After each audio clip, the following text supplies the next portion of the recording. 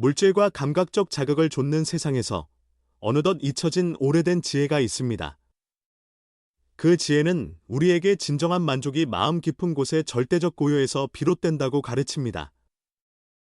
이 지혜가 바로 불교 수행에서 말하는 가장 높은 깨달음, 열반의 신비이죠. 전해지는 바에 따르면 부처님께서는 보리수 아래에서 깨달음을 얻으신 뒤 가장 먼저 그 어떤 말로도 표현하기 어려운 완전한 자유의 상태를 직접 체험하셨다고 합니다. 그분은 깊은 바닷물이 바람에 흔들리지 않듯, 꺼진 불꽃이 어디로 갔는지 말할 수 없듯 모든 번뇌가 사라진 그 상태를 설명하셨습니다. 바로 이것이 열반의 본질입니다. 모든 번뇌가 멈추고 모든 집착을 내려놓은 절대적 평온이죠. 지금 이 영상을 보고 계신 것도 우연이 아니라고 믿습니다.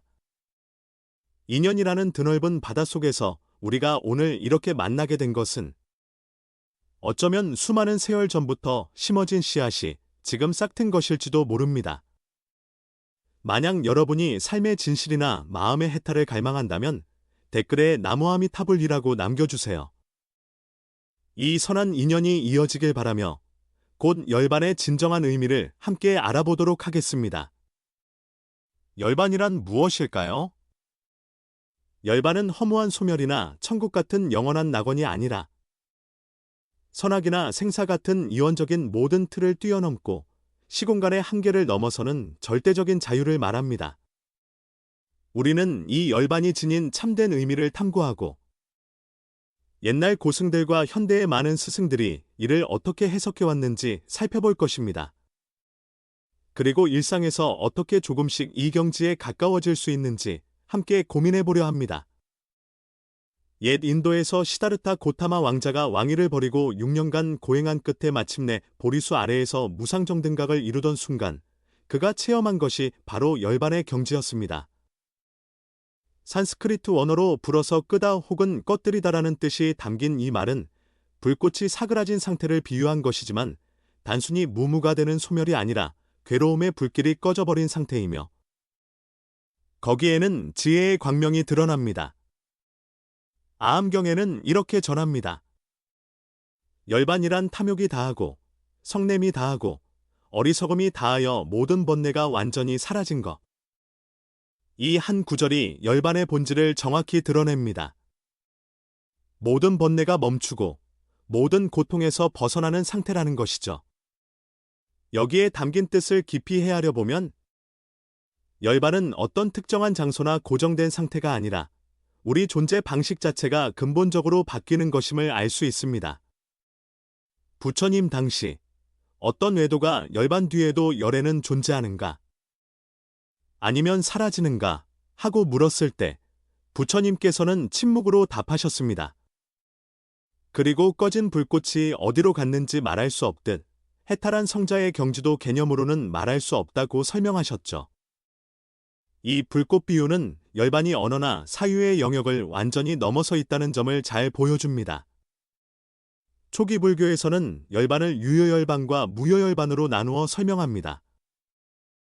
유효열반은 수행자가 번뇌는 끊었으나 몸은 아직 남아있는 상태를 말하고 무효열반은 몸과 마음이 다한 뒤 생사윤회의 굴레에서 완전히 벗어난 상태를 가리키죠. 부처님께서 대반열 반경에서 열반에 드시기 직전 제자들에게 모든 형성된 것은 무상하니 생멸하는 법이로다. 생멸이 다한 그 정멸이야말로 진정한 안락이다라고 하신 가르침은 열반의 적정함이 궁극의 평화임을 다시금 밝혀줍니다. 대승불교가 흥기하면서 열반의 개념은 더욱 확장되었습니다. 용수보살은 중론에서 열반과 세간 사이에 아무런 차이가 없다고 밝힘으로써 세속과 출세 간의 이분법을 철저히 무너뜨렸습니다. 다시 말해 열반은 멀리 떨어진 어딘가에 있는 것이 아니라 바로 지금 이 자리의 모든 현상 세계에 함께 존재한다는 것입니다. 반야심경에서 말하는 색이 곧 공이며 공이 곧 색이다라는 구절 역시 이 깊은 깨달음의 상태를 보여줍니다. 열반은 불교가 궁극적으로 지향하는 목표이자 동양의 지혜가 제시하는 인생에 대한 최종적인 해답입니다. 서양 종교에서 말하는 천국이나 영원한 삶과는 달리 불교에서의 열반은 삶의 본질을 철저히 꿰뚫어 나와의 집착을 벗어나 참된 자유를 얻는 깨달음을 의미합니다. 그렇다면 열반이라는 이 정멸의 상태는 과연 무엇을 담고 있을까요? 먼저, 열반은 결코 허무나 소멸이 아닙니다. 많은 사람이 열반을 모든 것을 부정해버리는 소극적인 문화, 삶이 끝나는 것으로 여기기도 하지만 부처님께서는 열반이 존재한다고 분명히 말씀하셨습니다. 다만 그것이 우리가 아는 존재 혹은 비존재라는 이분법을 이미 넘어선 자리라는 것이죠. 이는 마치 파도가 사라져도 물 자체는 그대로 존재하는 것과 비슷합니다. 열반의 첫 번째 의미는 꺼뜨린다는 것입니다. 무엇을 꺼뜨릴까요? 탐욕과 분노, 어리석음이라는 삼독의 불길이 꺼져버리는 것이죠. 우리가 더 이상 끝없는 욕망에 휘둘리지 않고 분노의 감정에 끌려다니지 않고 무지함에 가려지지 않게 될 때 마음은 본래의 맑고 고요한 상태로 돌아가게 됩니다. 마치 탁한 물이 가라앉아 맑게 정화되듯이 마음의 본래 청정함이 드러나는 것입니다. 두 번째 의미는 해탈입니다. 무엇으로부터 해탈할까요? 나라고 하는 집착, 그리고 외부 사물에 대한 집착에서 벗어나는 것입니다. 사람들은 흔히 나라는 존재가 고정불변하다고 믿고 세상 만물에도 어떤 본질적인 실체가 있다고 여기는데 그 두 가지 집착을 뛰어넘어야만 무아의 자유를 체험할 수 있습니다. 자기중심적인 생각에 사로잡히지 않을 때 우리는 전에 없던 가벼움과 자유로움을 느끼게 됩니다. 이것이 열반의 초기 단계라 할 수 있죠. 세 번째 의미는 기원적인 대립을 초월한다는 것입니다. 선악, 좋고 나쁨, 생사, 고통과 즐거움 등 모든 대립되는 개념에서 자유로워진 상태를 말합니다. 반야심경에서 더럽지도 않고 깨끗하지도 않으며 늘지도 않고 줄지도 않는다라고 하는 대목이 이를 잘 보여줍니다. 생사를 넘어섰다면 죽음을 두려워할 필요가 없고 괴롭고 즐거움을 넘어섰다면 덧없는 쾌락을 줬거나 잠시의 고통을 피하려 애쓸 필요도 없겠죠.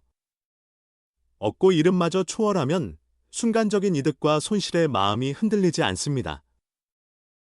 이것이야말로 열반이 주는 큰 자유입니다. 대승불교가 발전하면서 열반은 무주열반이라는 개념으로 더욱 깊이 해석되었습니다. 이는 생사의 세계에 머무르지도 열반의 고요에 머무르지도 않는다는 중도의 경지입니다.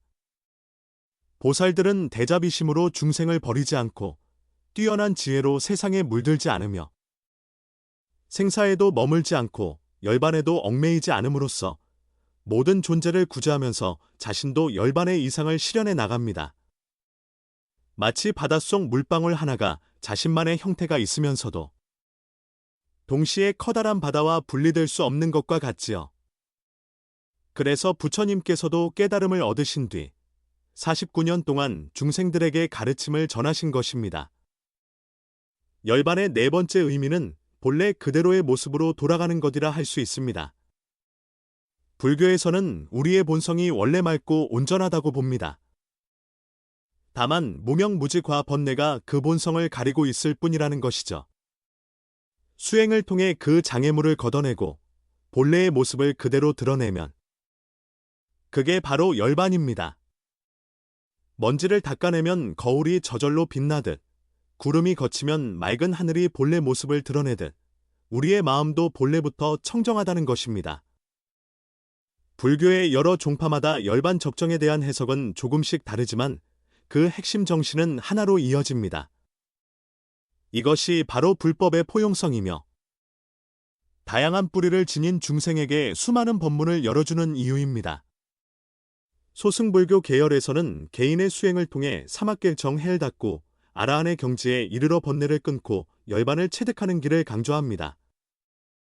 청정도론 같은 경전에서는 계율을 지켜 몸과 마음을 맑게 하고 선정으로 내면을 집중해봐냐 지혜를 얻어 만물을 꿰뚫어 봄으로써 번뇌를 끊고 열반에 이르는 구체적 수행 단계를 세세히 설명합니다.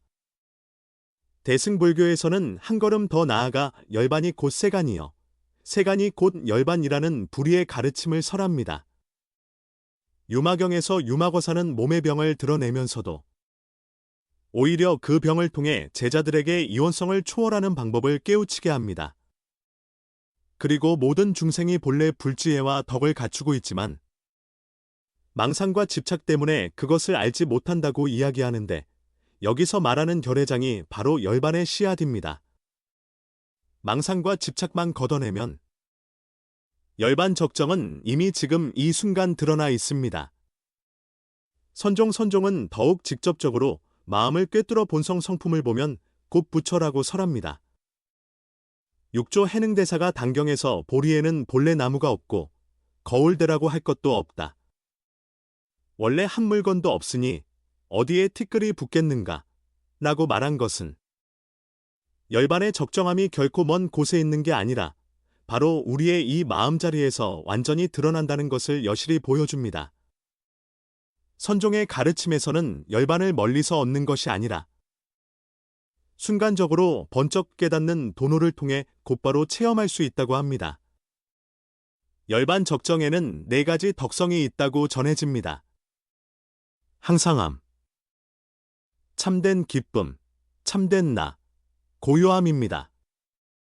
이는 세간에서 말하는 무상, 고, 무아, 불정을 뒤집은 개념으로 세속의 덧없음과 괴로움, 아에 대한 집착, 잡된 것과는 전혀 다른 차원입니다. 여기서 항상함이란 시간적으로 영원하다는 뜻이 아니라 생멸이 없는 자리에서 변함없다는 의미입니다. 만약 매 순간 지금 이 찰나에만 완전히 머문다면 과거의 기억에 매이지 않고 미래에 대한 불안에 시달리지 않게 됩니다. 그런 순간이 모여 영원함에 닿는 것이죠. 참된 기쁨이란 감각적 쾌락이 아니라 내면의 절대적 평온에서 오는 즐거움을 말합니다. 감각의 즐거움은 반드시 고통을 동반하고 끊임없이 변화하기 마련이지만 열반의 기쁨은 어떤 외부 조건에도 흔들리지 않는 본질적 안락함을 가리킵니다. 참된 나란 이기적 집착의 작은 나가 아니라 모든 존재와 하나로 이어진 더 큰 나를 뜻합니다. 자아에 갇히지 않을 때 우리는 더 이상 경계가 없는 참된 나를 체험하게 되죠. 마지막으로 고요함이란 오염된 번뇌가 사라져 본래 맑고 깨끗한 마음 상태로 돌아간 것을 말합니다. 노력해서 억지로 얻는 것이 아니라 그저 가리고 있던 무명을 걷어내면 자연스럽게 드러나는 자리입니다. 그러면 이렇게 먼 이야기처럼 들리는 열반 적정을 우리 일상생활과 어떻게 연결 지을 수 있을까요? 사실 완전한 열반에 이르는 데에는 오랜 수행이 필요하지만 그 지혜의 단편들은 지금 이 순간에도 우리의 생각과 삶을 바꿔줄 수 있습니다. 우선 모든 것은 무상하다는 사실을 자각하고 집착을 덜어내려 노력해봅시다. 세상 만사, 물질 관계, 성취 건강 등은 모두 변합니다. 이 사실을 진심으로 이해하게 되면 영원할 것이라고 착각해 집착했던 많은 것들이 덧없음을 깨닫고 불필요한 괴로움을 줄일 수 있게 됩니다. 혹시 무언가를 잃었을 때나 삶의 변화가 올 때 이것이 바로 무상의 이치구나라고 스스로에게 말해보세요. 그것만으로도 마음이 한층 차분해질 것입니다. 다음으로 오롯이 지금 이 순간에 집중해보는 현재의 알아차림 연습을 해보세요. 우리는 과거에 얽매이고 미래를 염려하며 정작 현재를 놓치는 경우가 많습니다. 아주 간단한 것부터 시작할 수 있습니다. 숨을 들이쉬고 내쉴 때 오롯이 그 느낌에 집중하거나 걸으면서 발바닥이 땅을 디딜 때의 감각을 살피는 식으로 현재에 깨어있는 연습을 해보는 겁니다. 이런 작은 정념 훈련만으로도 순간적으로 시간과 분리된 평온을 체험할 수 있는데 이 평온이 바로 열반의 그림자라고 볼 수 있습니다. 그리고 번뇌를 피하거나 억누르지 말고 그것을 통찰의 기회로 삼아보세요. 불교에서는 번뇌가 곧볼이라고 말합니다.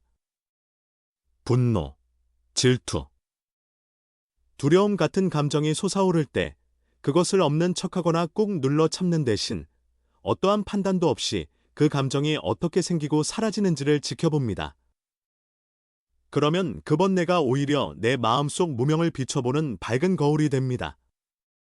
또한 자신 중심의 좁은 시야를 넓혀보는 데 도움을 주는 방법으로 자비심을 기르는 수행을 권합니다. 매일 잠깐이라도 시간을 내어 나 자신과 가까운 이들, 중립적인 사람들, 심지어 껄끄러운 이들에게까지 자애의 기원 발언을 해보세요. 그들도 나와 같은 고통을 느끼고 나와 같은 행복을 추구하니 모두 평안하기를 바란다는 마음으로 바라보는 거죠. 이렇게 자비심을 키우면 점차 나라는 경계가 옅어지면서 보다 넓은 자유를 경험할 수 있게 됩니다. 무엇보다 중요한 건 평범한 일상 속에서 끊임없이 수행하는 태도입니다. 선종에는 장작 패고 물 깃는 일에도 그대로 참된 선선이 깃들어 있다는 말이 있죠. 밥을 먹을 때나 걸을 때, 일할 때나 쉴 때조차 지금 이 순간에 완전하게 몰입한다면 세간에 발 부추대 물들지 않는 수행의 자세를 조금씩 체득해 갈 수 있습니다. 주의해야 할 점은 열반을 추구한다고 해서 세상사 전부를 버리는 은둔 생활을 해야 하는 건 아니라는 것입니다. 오히려 열반을 올바르게 이해한 사람이라면 세상 속에서 더욱 맑은 마음으로 모든 존재와 함께 살아갈 것입니다. 그리고 열반은 극소수의 성자만이 누릴 수 있는 경지라고 생각하는 것도 오해입니다. 열반의 씨앗은 누구나 가진 본성 안에 있으며 다만 그 정도의 차이만 있을 뿐 우리 모두 조금씩 그 깊이를 맛볼 수 있습니다. 이처럼 열반 적정의 의미를 살펴보면 괴로움의 불길을 꺼뜨려 이원성을 넘어서고 나와 외부에 대한 집착을 놓아 마음의 본래 맑음을 회복하는 일이 그 핵심임을 알 수 있습니다. 이론적인 이해에서 그치지 않고 일상의 수행을 통해 조금씩 체험해보면 열반이 더 이상 먼 이야기가 아니라 바로 여기서 깜빡이는 마음의 고향이 될 것입니다. 옛 선사들께서는 산과 대지가 곧 법신이여 풀과 나무가 곧 바냐라고 말씀하셨습니다. 열반은 멀리 있는 게 아니라 지금 이 자리, 바로 내 눈앞에서 펼쳐지고 있습니다. 미래가 아니라 바로 이 순간에, 남의 것이 아니라 곧 내 안에 있습니다. 매 순간 깨어있는 마음과 집착을 놓아버리는 마음, 그리고 이웃에게 베푸는 자비심이 곧 열반을 이루는 비결입니다. 혼란과 갈등이 가득한 세상일수록 열반 적정의 지혜가 더욱 소중하게 다가옵니다.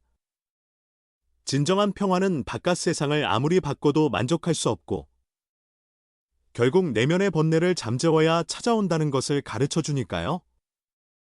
진정한 자유도 오로지 내 마음의 집착을 내려놓는 순간에만 체험되는 것이고 진정한 기쁨도 감각을 만족시키는 것이 아니라 마음의 고요에서 피어납니다.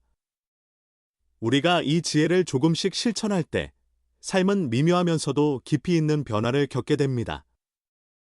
더 침착해지고, 더 따뜻해지며, 더 너그러워지고, 더 자유로워지죠. 바로 그 점이 열반 적정이 실생활에서 드러나는 모습입니다. 마무리하면서 부처님의 한 말씀을 다시 떠올려 봅시다. 모든 형성된 것은 무상하다. 생멸하는 법이니 생멸이 다하면 정멸이야말로 진정한 기쁨이다. 이 가르침은 우리 삶의 매 순간마다 깊이 새길 만한 진실입니다. 여러분 모두 자신의 여정에서 열반 적정의 작은 빛이라도 한번 스쳐볼 수 있길 진심으로 기원합니다. 그 경지가 과연 현대의 삶 속에서 얼마나 가능하다고 생각하시나요? 혹은 그와 비슷한 체험을 해보신 적이 있으신가요? 여러분의 경험이나 생각을 댓글로 나눠주시면 우리 모두가 함께 이 귀한 주제에 대해 더 깊이 탐구하고 공감할 수 있을 것입니다.